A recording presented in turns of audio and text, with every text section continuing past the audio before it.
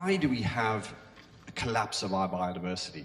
Why do we have 23% or so of our global burden of disease environmentally derived? You know, pollution problems, you know, you name it. So it's really because we have no policy coherence.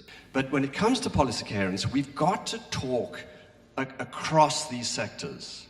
So, you know, if we look at drug delivery, antimicrobial resistance, we've got to think about the externalities of decisions and policies in one frame and how they affect another. I think we have to go back to that policy framework. But I also feel we're not going to get there unless we engage with communities. And if I look at the success stories in my life in relation to work I've done, rinderpest eradication, the only animal virus to be eradicated.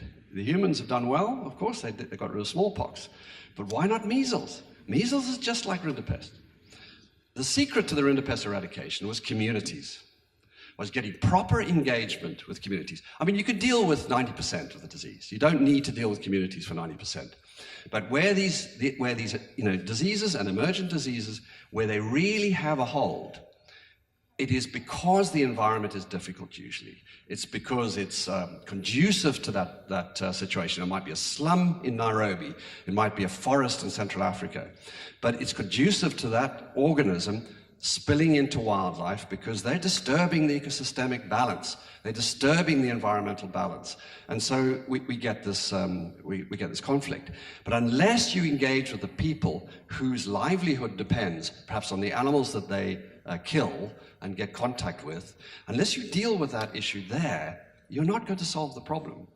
You know, HIV came from a simian virus, and it was through the necessity of people to get their food from their environment that led to that spillover or pathogen jump.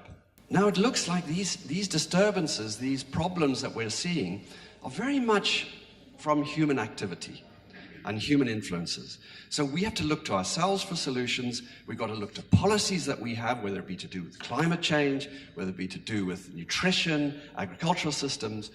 We have to bring them together in a way that starts the process of resolving these issues. It's not going to happen immediately, but at least population is stabilizing. We have an opportunity to take a breath, and we can begin to get these frameworks in place.